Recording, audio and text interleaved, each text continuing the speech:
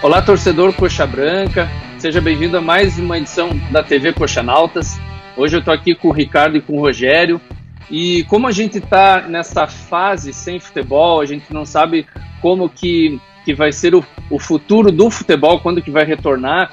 Esse ano a gente está fazendo um pouquinho diferente. A gente está trazendo hoje o Renato Folador. O Folador, ele saiu já como um pré-candidato, né, para as eleições aí do final do ano, do Curitiba.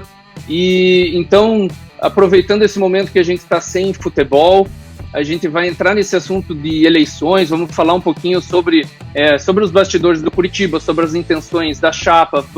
O Ricardo e o Rogério vão fazer várias perguntas e a gente tem essa honra de receber o Folador como o primeiro, né, pré-candidato que está aí publicamente se manifestando. E, Folador, seja muito bem-vindo. A gente sabe que você você é inquestionável, né, na tua área profissional, como um especialista em previdência, em tudo isso, e a gente sabe que você é uma pessoa que está se colocando à frente de uma missão, digamos, um pouco conturbada e complicada, porque o Curitiba vem de vários anos como coadjuvante, né, no futebol brasileiro. Faz tempo que a gente não consegue ter uma proeminência aí nacional, que é o desejo de toda a torcida. Então, a gente quer te agradecer primeiro por aceitar o nosso convite, sabendo que você está colocando a cara para bater já desde agora, né? E fique bem à vontade para responder as perguntas, para contar da tua experiência, para falar dos teus projetos, né? A gente, pela informação, né, que foi divulgada, a tua chapa vai ter o Rui Bottino, o Glenn Stenger, o Henrique Balão, o Guilherme Prosdóximo e o Felipe Guignoni compondo, né, o G5 junto com você. Então, se isso se mantiver até a candidatura oficial, que eu acredito que vai ser lá por setembro, não sei qual que é a data certinha, a gente gostaria também que você falasse do grupo, né? Como que, enfim, todas as perguntas que forem direcionadas para você, pode ficar bem à vontade para falar do grupo, falar das pessoas que estão te apoiando. Mas, em primeiro lugar, seja muito bem-vindo e fique bem à vontade. Pode se apresentar aí para o torcedor que ainda não te conhece, né? E para a gente é uma grande honra poder fazer essa entrevista, esse bate-papo com você. Fique bem à vontade. Olá, Ricardo. Olá, Marcelo. Olá, Rogério. É uma satisfação para mim ser convidado para participar de um programa como esse, que atinge toda a torcida Coxa Branca. E então, para mim, foi uma enorme satisfação quando eu recebi o convite do Rogério para participar. Vou começar a falar um pouquinho de mim, para aqueles que ainda não me conhecem. Há 33 anos, eu trabalho com previdência, com fundos de pensão e com o mercado financeiro. Me chamaram, eu era engenheiro de Itaipu, e me chamaram para montar o fundo de pensão da Itaipu Binacional, que se chamava Fundação. Eu, na época, não sabia o que era uma fundação, e fiquei até chateado quando fui convidado, porque eu tinha engenheiro recém-formado, orgulho de dizer que eu era engenheiro de Itaipu, e me chamam para fazer uma fundação, e eu imaginei construir campo de futebol, ginásio de esportes, piscina, salão de festas, não tinha a menor ideia do que era. A partir da primeira reunião, quando eu tive um contato com um atuário, chamado José Roberto Montello, eu percebi a dimensão daquilo no que eu estava entrando. Na verdade, eu iria ter uma responsabilidade muito grande e muito digna de cuidar do futuro das pessoas, né? Estou falando de milhares de pessoas que buscavam um benefício melhor do que o INSS, porque, obviamente, no final de carreira, estariam ganhando muito mais do que o teto do INSS. E, há 33 anos atrás, eu aprendi, então, e embora por formação eu trabalhe com planejamento, mas eu aprendi a fazer planejamento de longuíssimo prazo.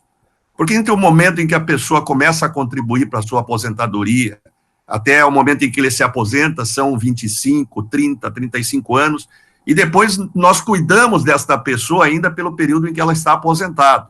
Quer dizer, nós continuamos a investir o dinheiro dele, a poupança previdenciária, enquanto viver por mais 20, 25 anos. Então, não raro, eu me acostumei, nesses 33 anos, a cuidar da vida de centenas de milhares de pessoas, porque eu criei vários fundos de pensão no Brasil, participei de criação, inclusive, no exterior, e aprendi uma coisa muito simples, que quem planeja tem futuro, quem não planeja tem destino. E, normalmente, o destino é muito ruim, porque se a pessoa não tiver sorte, vai ser muito triste o futuro desta pessoa que não planejou a sua própria vida. Então, eu fui sempre um defensor do planejamento. Eu também acho, eu vou um pouquinho além, o papel aceita tudo. Eu, ao longo da minha vida, vi planejamentos estratégicos de todas as formas, maravilhosas, e o pecado é no momento da execução, porque não adianta você ter um planejamento perfeito se você não tiver a execução, se você não tiver as peças certas para promoverem a execução desse planejamento. E durante todo esse tempo, eu nunca me desliguei do futebol, porque o meu primeiro emprego profissional foi como jogador do Curitiba, do que eu me orgulho muito.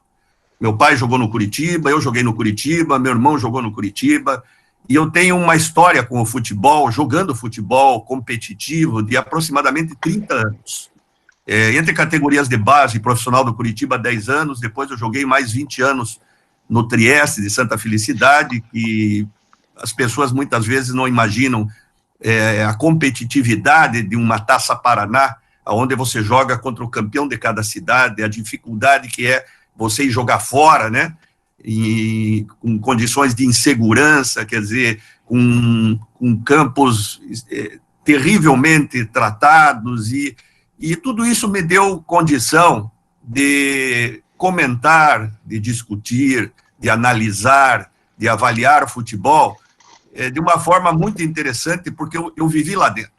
Eu sei o que é um vestiário de futebol, eu sei, eu participei de equipes, eu tive a sorte de ser praticamente 80% da minha vida como jogador campeão, e aprendi que você, por mais que você tenha um grupo qualificado, se não há união deste grupo, união de propósitos, se você não tem um clima adequado, você não chega a lugar nenhum.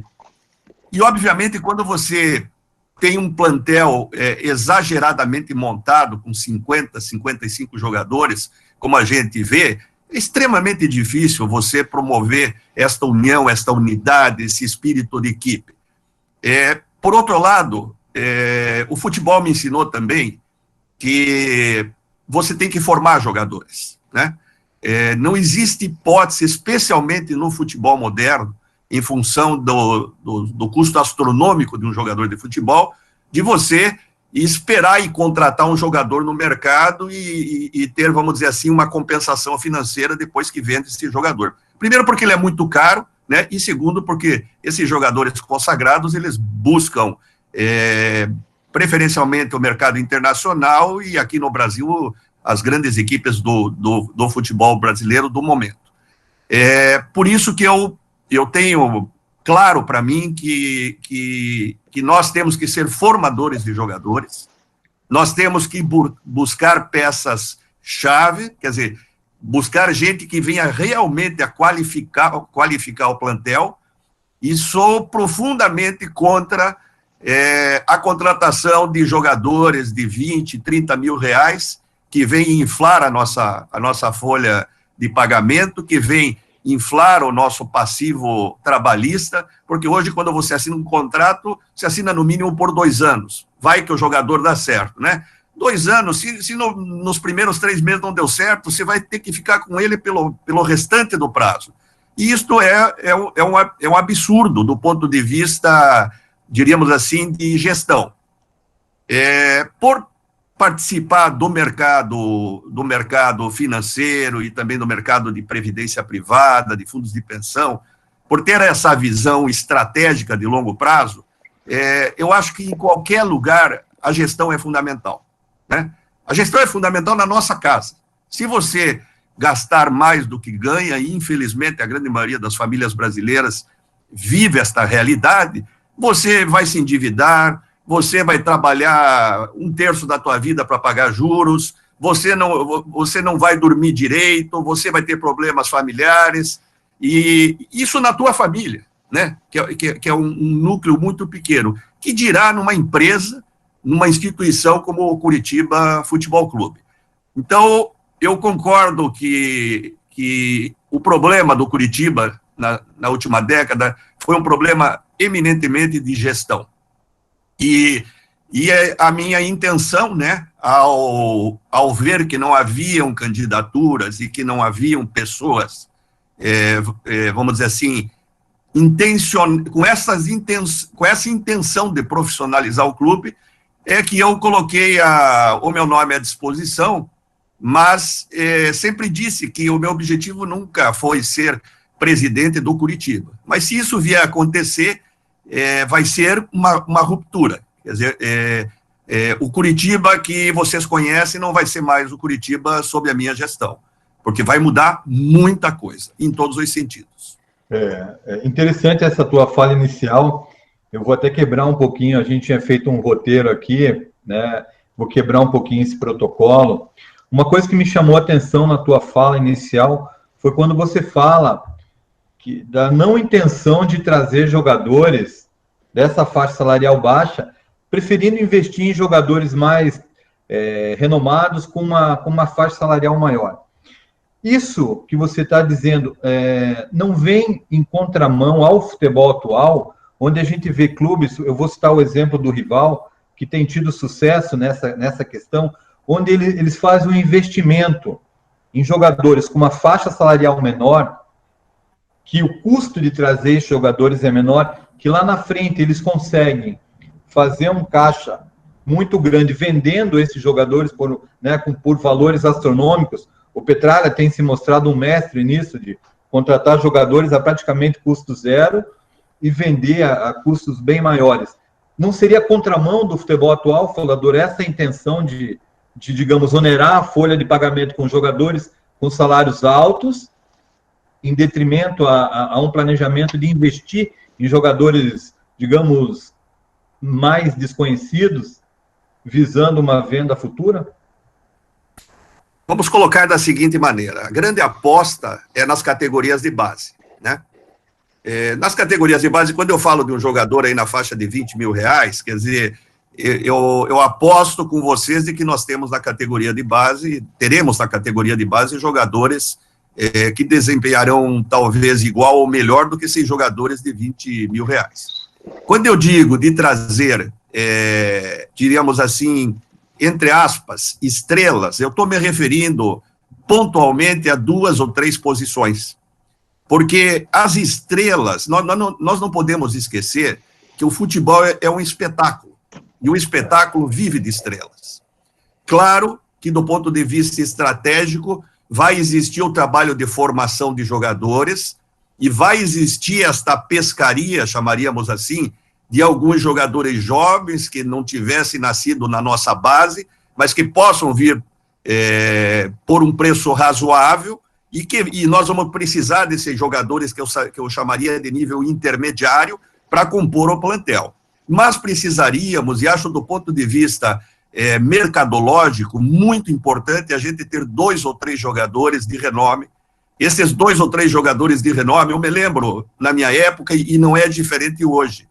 Normalmente o jogador, quando ele recebe o convite, uma proposta de um clube de futebol, primeiro ele vai ver o clube, a estrutura do clube, a gestão do clube, se o clube realmente tem cumprido aquilo que promete.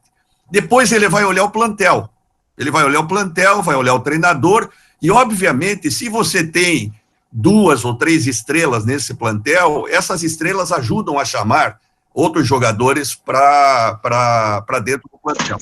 Eu me lembro de uma situação muito interessante, que é completamente diferente de hoje, que hoje eu acho que com exceções, como, por exemplo, foi citado do nosso Rival, as diretorias pensam pequeno, e eu acho que o segredo está em pensar grande. Eu me lembro uma vez, eu estava treinando, eu estava com o Oberdan no campo, e subindo a escada do vestiário, ali no Gol dos Fundos, estava o Luiz Afonso Camargo e o Evangelino Costa Neves.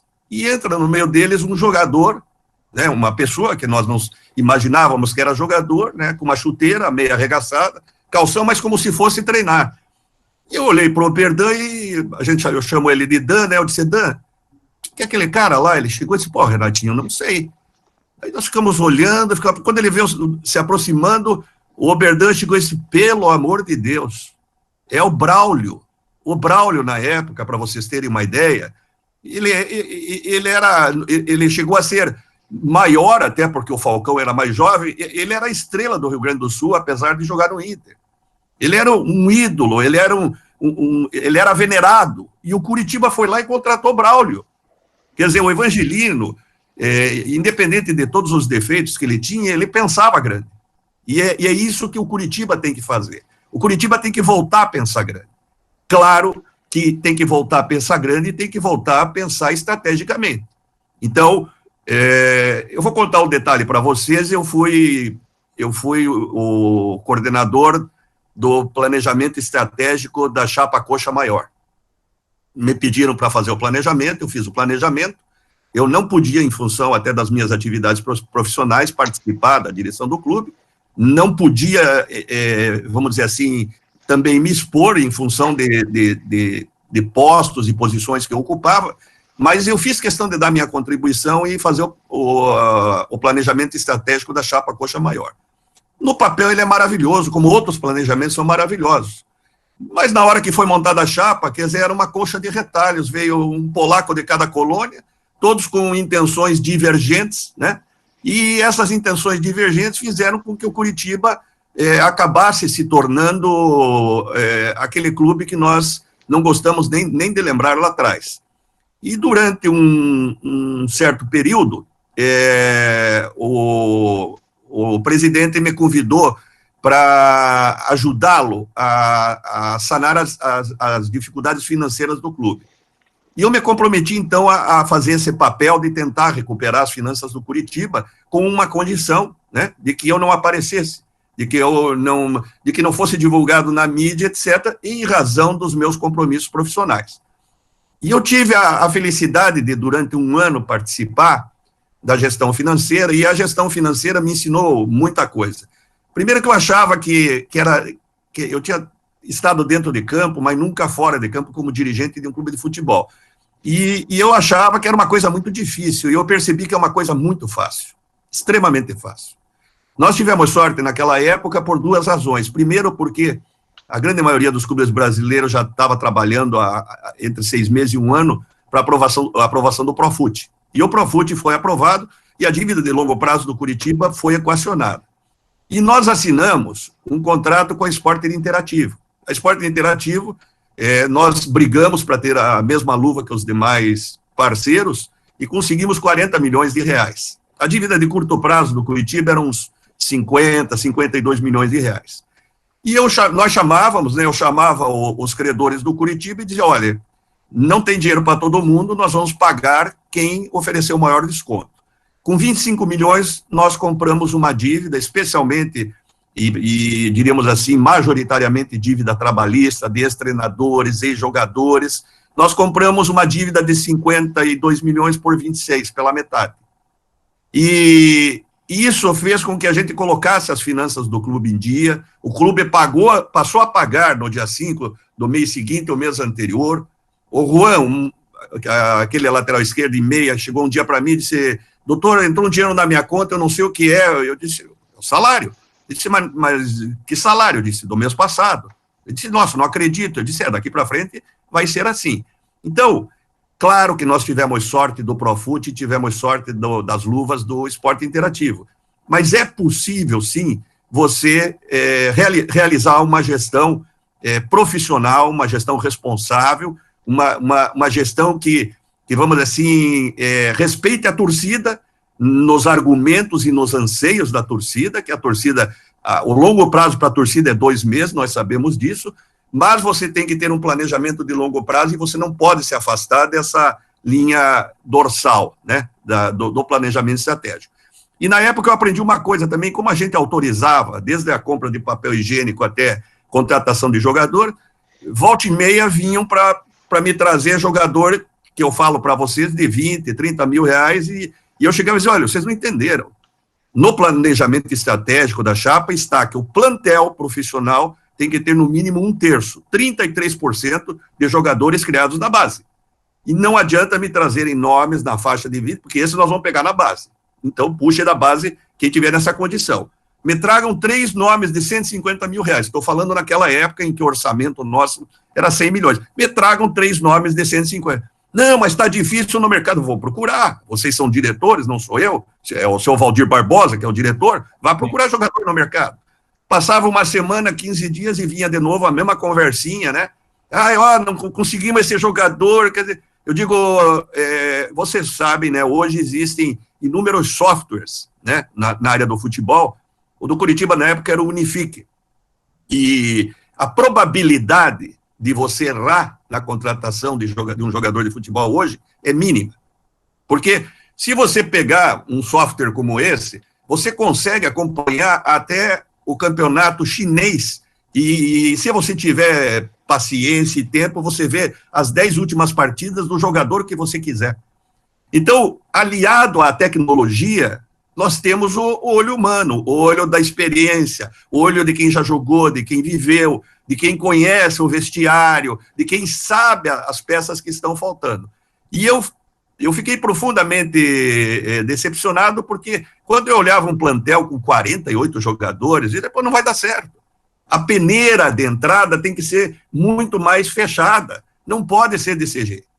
E no final do ano, realmente por motivos profissionais, eu tive que me ausentar, mas eu percebi ali de que era possível sim, que não é um trabalho de curto prazo, que não é um trabalho fácil, mas que é possível sim você administrar o futebol corretamente, como uma empresa, né, com princípios, né, administrativos modernos, e que a probabilidade de você acertar é muito grande, se você combinar, né, a experiência humana com a tecnologia, né? Agora, eu pergunto para vocês, vocês contratariam um diretor de futebol que tem um índice de acerto de 10% no ano?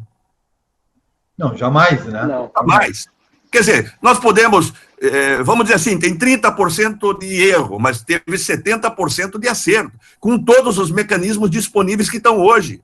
Hoje você está aí assistindo o jogo de qual campeonato você quiser, de qual divisão você quiser. Então, só erra quem é burro ou quem é mal intencionado. Só erra quem é burro ou é mal intencionado.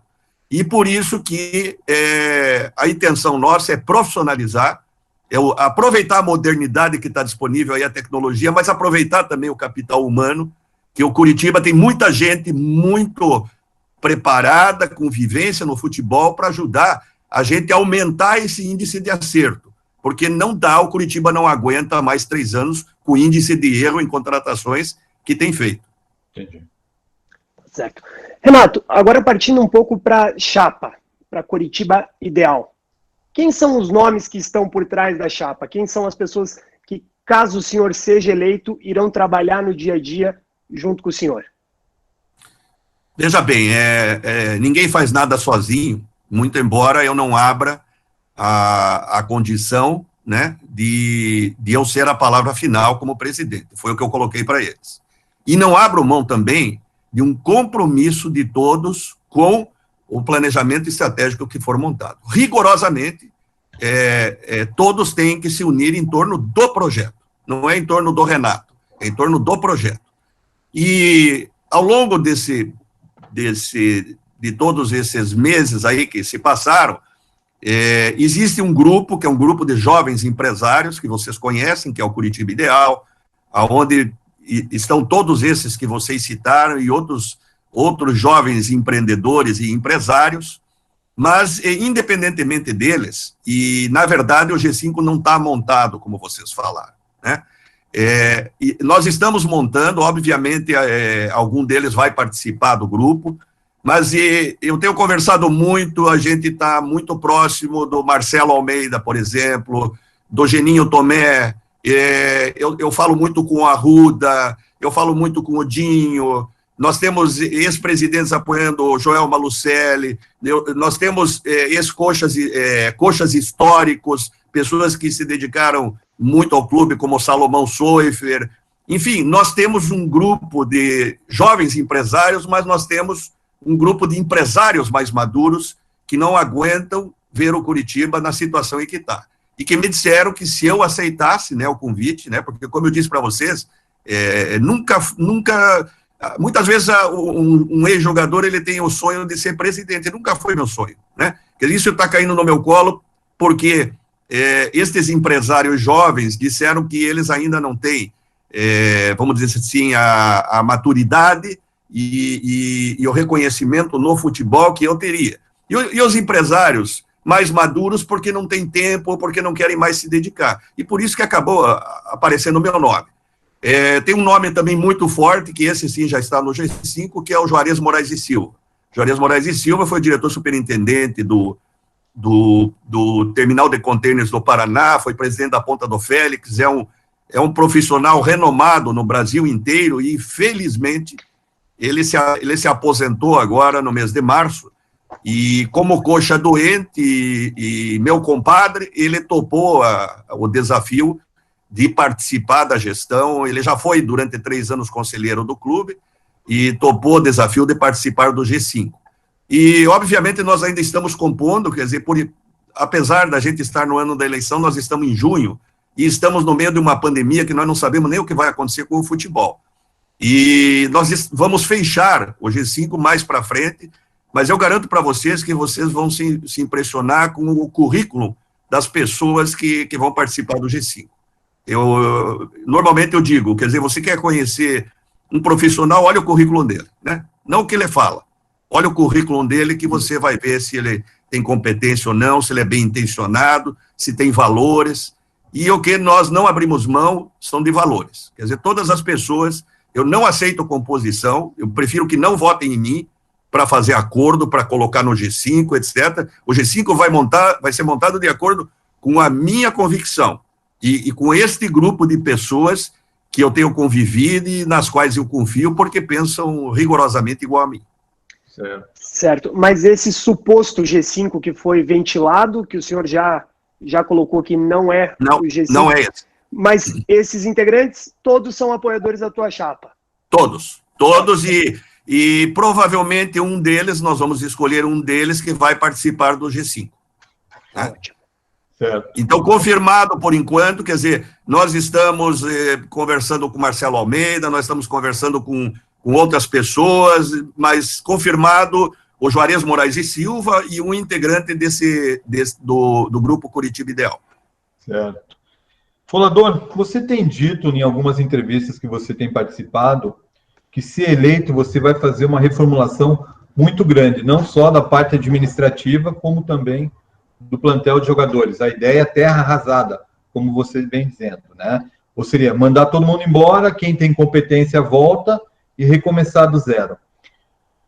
2 perguntas em relação a esse assunto. Primeiro, com quais critérios você já tem feito esse tipo de avaliação? E também se o teu grupo já tem pensado em nome de diretor de futebol, em nome de treinador e até possíveis contratações, caso eleito, para a próxima temporada?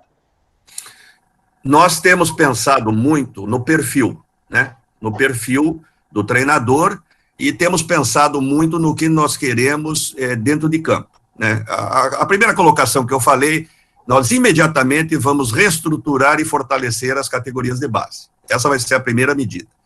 No que diz respeito tanto à parte administrativa como quanto a plantel, nós vamos analisar criteriosamente todos os profissionais, né? Mas a ideia é uma reformulação muito grande. Porque nós achamos que, independentemente de qualquer coisa, o Curitiba precisa de uma ruptura, e você não faz uma ruptura se você não tiver as pessoas comprometidas com esse processo de ruptura. Ruptura que eu digo no sentido positivo, de profissionalização, de critérios para contratação, de verdadeiramente manter no clube. O terra arrasada não é uma expressão adequada, mas eu diria que é você fazer uma reformulação profunda e manter no clube realmente quem tem competência. E para isso nós já estamos ouvindo várias pessoas que passaram pelo Curitiba, que conhecem quem está lá dentro, para ver se estas pessoas têm o perfil para ocupar uma diretoria financeira, para ocupar uma diretoria administrativa, para ocupar uma diretoria de marketing, quem que vai ser o CEO deste clube, porque se nós vamos administrar profissionalmente, nós vamos ter que ter uma figura, como nós tentamos implantar na época do Medina, que é o CEO, que é a pessoa que vai coordenar todas as áreas do clube e vai prestar contas ao G5, a diretoria executiva, que vai ter sempre a palavra final. Né? Estamos olhando, sim, quanto a treinador é uma coisa muito difícil, Ricardo, porque, veja bem, vão existir tantas mudanças até o final do ano, em termos de plantel, não do Curitiba, estou falando de vários clubes do futebol brasileiro, tantas mudanças de treinador, que seria uma coisa assim, exercício de futurologia, eu dizer, olha, fulano de tal. Mas qual que vai ser o perfil do treinador? O treinador tem que ser um treinador moderno, tem que ser um treinador que já tenha conquistas, não um treinador que venha querer aparecer no Curitiba. Vai ter que ser um treinador que concorde com a nossa metodologia, especialmente de contratação. Não vai ser um treinador que já traz plantel pronto, ao contrário, a palavra final vai ser da diretoria de futebol, do gerente de futebol, da diretoria de futebol e do G5, especialmente no G5, da minha pessoa, porque eu em função da minha vivência no futebol, eu tenho condições de saber realmente quem tem possibilidade de retribuir, de trazer algo para o Curitiba e quem não tem, né? Mas nós sabemos que o perfil é esse. Não vai vir treinador que é a cabeça dele que manda, esse está fora dos planos. Não vai vir treinador, olha, o cara é novo, fez um bom trabalho ali, mas não ganhou nada. Então, também não. Nós vamos buscar um treinador que aprove a tecnologia. Hoje, se vocês observarem, existem vários vídeos no YouTube. É uma coisa impressionante. Eu conhecia o pessoal do Internacional, que cuida da avaliação, esteve comigo, me trouxe o software deles. O pessoal usa drone em treinamento hoje, para ver posicionamento de jogador, para ver o domínio da bola, para ver... Quer dizer, não é só o olho humano, mas também isso. Você tem que ter um treinador que aceite isso, e que não vá empiricamente, que não vá, porque... Eu acho que não tem achismo mais no futebol. Não tem achismo.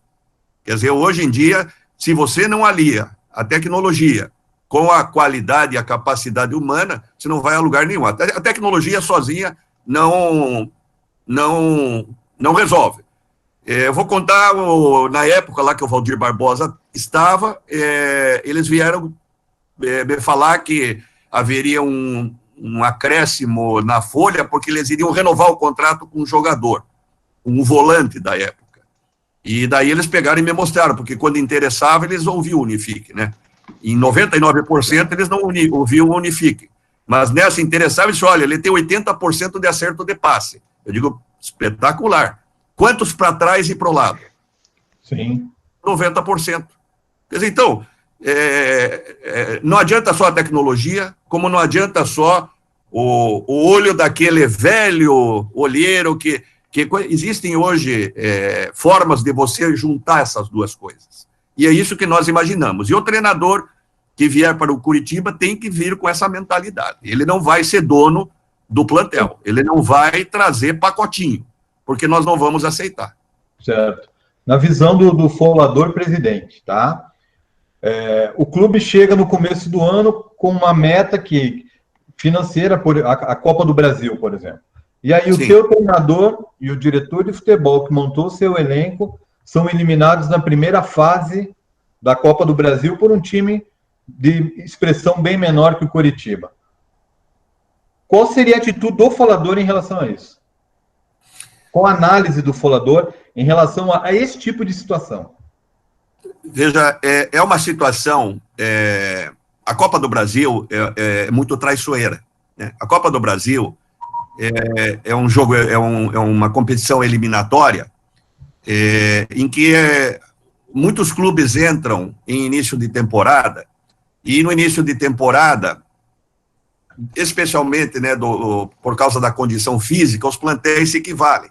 Então, corre o risco, como já aconteceu com a própria Curitiba, de você pegar um time lá de Manaus e você ser eliminado na primeira fase. Agora, lembra que eu falei para vocês que o planejamento é de longo prazo? Planejamento é de longo prazo. Eu estou com um olho no planejamento, quer dizer, não vai me assustar se o Curitiba for eliminado, se nós tivermos feito a coisa certa. A coisa certa no sentido da contratação do treinador, da preparação da equipe, da contratação dos atletas, da metodologia que for empregada. Se isso estiver certo, nós vamos seguir em frente. Mas é claro que eu vou ter que ter um olho na torcida, porque não existe o Curitiba sem a torcida do Curitiba. Nós, eu ouso dizer para vocês que uma das coisas que me motivou foi uma frase do meu filho, que, coitado, ultimamente sofre, como todos nós, né? E um dia ele chegou e disse, pois pai, mas você só reclama, né, e não faz nada. Daí ele chegou e disse, pai, parou para pensar quantos milhares de coitados que vão lá no clube no jogo de futebol no domingo, que a única alegria que eles têm na vida é ver a vitória do time, quer ver, comemorar, gozar do colega de trabalho na segunda-feira. Segunda-feira o cara acorda às 5 horas da manhã, vai pegar o ônibus 2 horas para ir trabalhar, vai comer uma marmita e coisa, vai guardar o dinheirinho para assistir o Curitiba no final de semana. Então, claro que nós temos que ter o olho nessa torcida fanática, nessa torcida. Mas, se nós tivermos o olho só na torcida, ou só no planejamento, nós não vamos chegar a lugar nenhum. Então, nós temos que ter a preocupação de não nos desviarmos do planejamento, porque senão nós vamos ser igual a todos os outros, rigorosamente igual, mas tentar, diríamos assim, satisfazer a torcida, no sentido da torcida ela mesma acreditar, não porque eu vou falar, mas porque ela acredite, não, as coisas estão melhorando, estou sentindo, já tenho o prazer de vir no campo de futebol, já estou vendo o padrão de jogo, estou vendo que as contratações são certas, porque a torcida não é burra. A torcida é o que de mais inteligente tem num time de futebol. Podem estar certos disso. Quando a torcida começar a pegar no pé de um jogador, vocês tenham a certeza que eu e que a minha equipe já vamos estar de olho nisso há muito tempo, né? É uma coisa que eu aprendi jogando futebol, porque a torcida tem essa sensibilidade. A torcida, muita gente da torcida às vezes não entende, muitos entendem de futebol, mas quando você tem um movimento da torcida contra ou a favor de determinado jogador, determinado técnico, é porque a coisa está errada. Em relação ao treinador do Coritiba, hoje o Eduardo Barroca, existe uma intenção de permanecer com ele ou traçado esse perfil? Como ele ainda não tem títulos... Não fica. Não fica. Eduardo Barroca, então, na gestão Renato Folador, não será treinador do Coritiba. Como eu falei para vocês, é uma gestão de ruptura.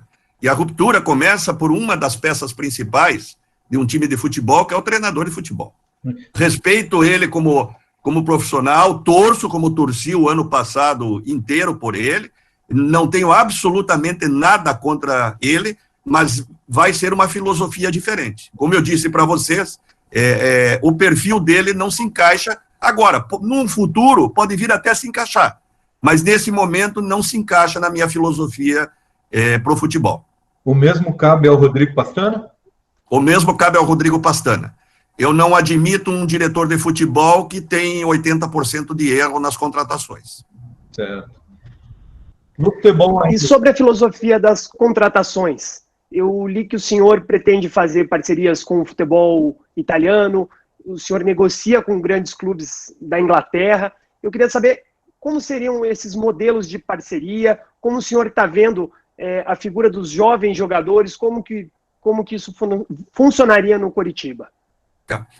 Eu tenho muita informação do futebol italiano. Meu filho do meu irmão, do Paulinho, que jogou no Curitiba, o Luiz Felipe, ele foi capitão da seleção italiana de futebol de salão, ele está há 16 anos jogando em alto nível na Itália, E o Calcio a Cinque, lá como o Calcio, eles são muito próximos, o futebol de salão e o futebol de campo.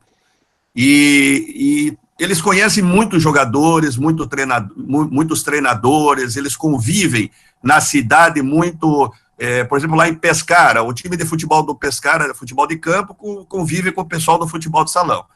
Então, existe diríamos assim, uma farta gama de informações sobre a Itália e a possibilidade de fazer parcerias. A parceria seria no seguinte sentido, e aí lembrando uma coisa que o Ricardo falou, nós vamos formar jogadores para que eles tenham um período de entrega ao Curitiba, né, de consagração do clube, de retribuir o que o clube investiu neles, e depois, obviamente, como em todo grande clube, o caminho desses jogadores é o futebol internacional, aliás, o que o nosso adversário faz com maestria.